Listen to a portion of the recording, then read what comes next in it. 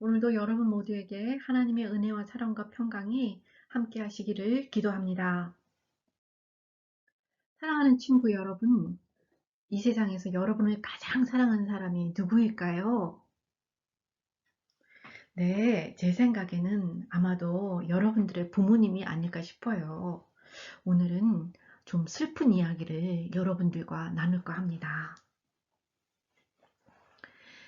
내일은 지난해 2019년 7월에 한국에서 있었던 일이에요. 한국에는 6월 말부터 해서 8월 달까지 오랫동안 비가 오는 기간이 있어요. 그걸 우리가 장마라고 부르는데요.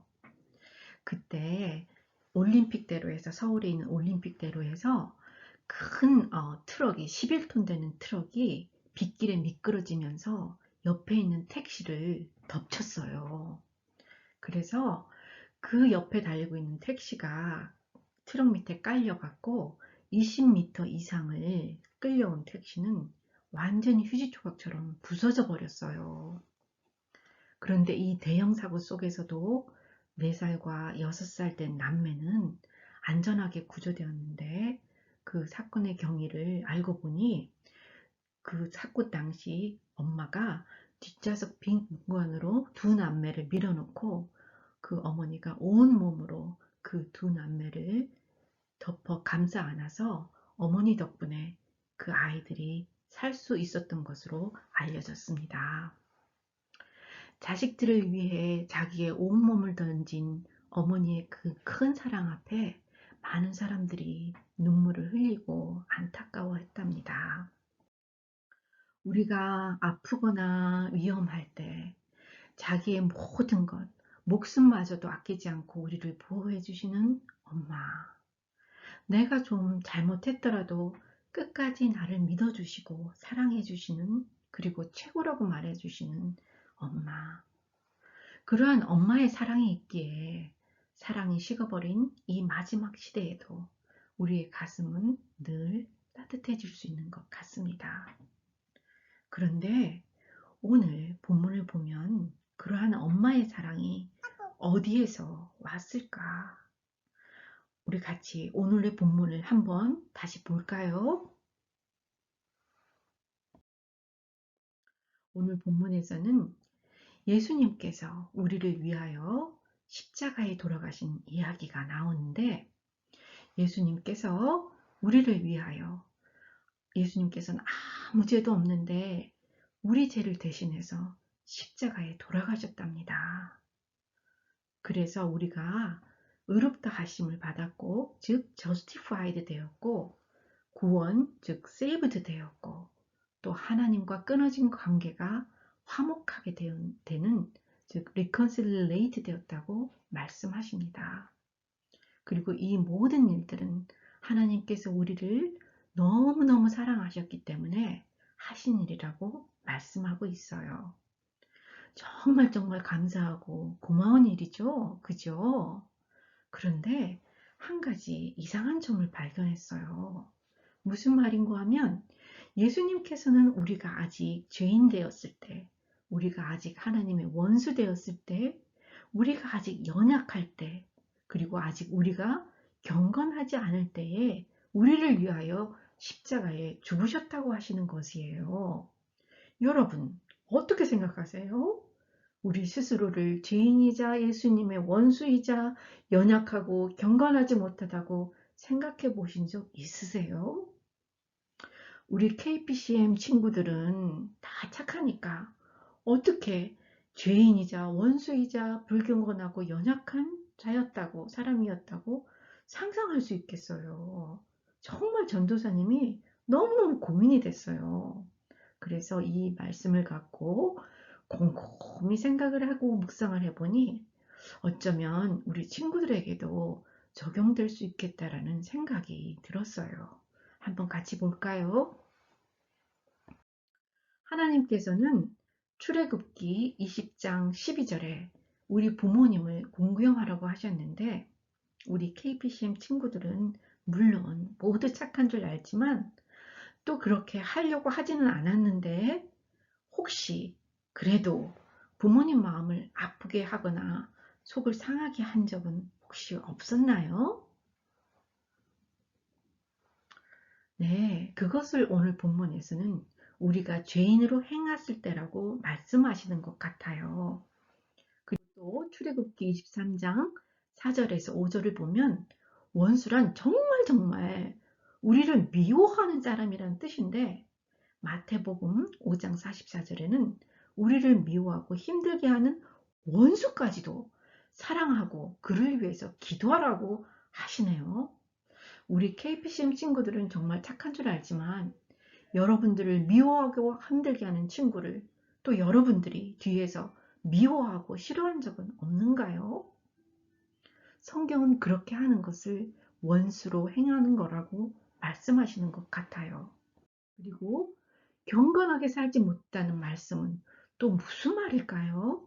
요한 1서 1장 15절에 보면 하나님은 빛이시라 어둠이 조금도 없다 하시고, 또 레위기에서는 하나님은 거룩한 분, 또 완벽하게 깨끗하시고 피오란 분이시라고 하시면서 하나님이 거룩하시듯 우리도 거룩하라고 하셨는데, 우리 KPCM 어린이들은 착해서 그런 마음이 없는 줄 알지만 그래도 혹시나 마음에 시기, 질투, 욕심을 부린 적은 없었을까요? 아마도 그래서 성경에서는 우리가 하나님처럼 거룩하지 않은 자 혹은 경건하지 않은 자라고 하는 것 같아요. 그리고 마지막으로 우리가 연약한 자라고 말하는 의미는 무엇일까요? 이 부분에서 참 고민이 됐어요. 연약하다? 약하다 할 때는 우리가 피지컬리 약한 것, 그런 걸 먼저 생각하잖아요. 그런데 여기 욥기를 보면 우리는 우리의 죄에서 우리 스스로를 구원해낼 수 없는 존재라는 의미랍니다.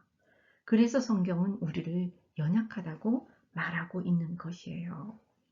따라서 우리가 그렇게 연약하였을 때, 경건하지 않은 자였을 때, 우리가 아직 죄인이었을 때, 우리가 아직 원수같이 행할 때에 우리를 사랑하시는 주님께서 우리를 용서해 주기 위해서 우리의 모든 죄를 짊어지고 십자가에 돌아가셨던 것이랍니다.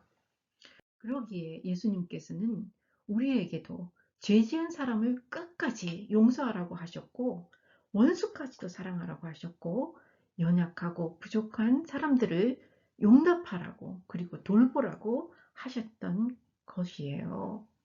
사랑하는 여러분, 오늘 예배를 시작하면서 오늘부터 또 월요일, 토요일까지를 패션 위크 또는 홀리라고 하는데, 그 이유는 예수님의 십자가 고난과 죽음과 사랑을 생각하며 또 우리도 그렇게 살기로 다짐하는 거라고 배웠어요.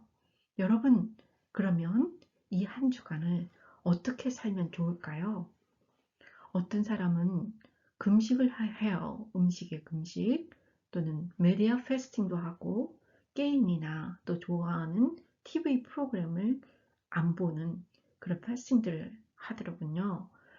저는 이미 알고 있어요. 많은 우리 주일학교 친구들이 이미 그런 종류의 패스팅을 하고 있더라고요. 그리고 또 어떤 사람은 미움이나 시기, 욕심을 부리지 않고 한 주를 보내기로 다짐하기도 하는데, 전도사님은 오늘 여기서 원수까지도 사랑하라고 하신 주님의 말씀을 어떻게 실천할 수 있는지 한번 같이 고민해 봤으면 좋겠어요.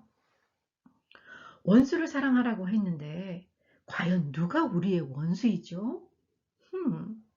한번 볼까요?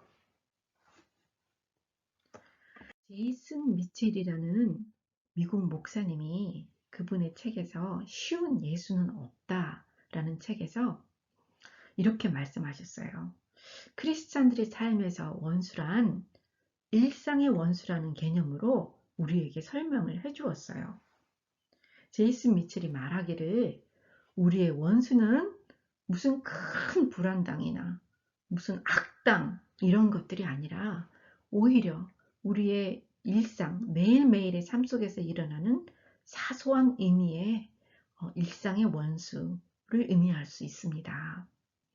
예를 들어 당신에게 할당된 주차 공간에 임의로 주차하여 화나게 하는 사람일 수도 있고, 우리들의 소중한 시간을 낭비하게 만드는 무례한 사람일 수도 있고, 우리들의 순수한 사랑을 이용해서 자기 이득만 보려는 사람도 있습니다. 전도사님은 실제로 이것을 경험했어요. 제 파킹랏에 다른 차가 주차해 있는 거예요. 물론 실수일 수도 있고 또 일부러 그럴 수도 있지만 처음에는 정말 화가 나더라고요. 그렇습니다. 우리의 일상생활에서 우리의 권리와 영역과 시간을 무례하게 침범해서 우리들을 화나게 하는 그런 모든 사람들이 우리의 일상의 원수라면 예수님께서는 오늘 우리에게 그 일상의 원수를 사랑하라고 말씀하시고 계시는 것입니다. 특히 이번 한 주간 고난주간을 지나면서 매일매일 주님의 말씀을 한 가지씩 읽고 또 묵상하면서 여러분의 일상생활에서 그렇게 여러분을 화나게 하는 사람들까지도 사랑하고 또 품어내려는 노력을 도전해 보시지 않겠습니까? 그래요. 여러분, 물론 쉽진 않지만 이렇게 조금씩이라도 작은 것이라도 예수님의 고난에 동참하면서 한 주간을 보낼 수 있도록 우리 함께 같이 노력해 봐요. 그럼 우리 다 같이 기도하고 마치기로 하도록 하겠습니다. 같이 기도할까요? 사랑과 자비와 긍휼의 주님, 오늘과 같은 힘든 상황에서도 하나님 아버지께서는 사랑하는 친구들과 가족들, 그리고 연약한 분들, 고통받는 분들, 그리고 의료진과 필수 근무요원들 모두에게 은혜를 더하여 주시기를 기도합니다. 특별히 고난주간을 맞아서 매일매일 주님 말씀을 묵상하고 한 가지라도 주님의 고난에 함께 동참하는 한 주가 되게 해 주시되 특별히 사랑을 실천하는 한 주가 될 수 있도록 도와주십시오. 사랑의 주님, 예수님 이름으로 기도합니다. 아멘.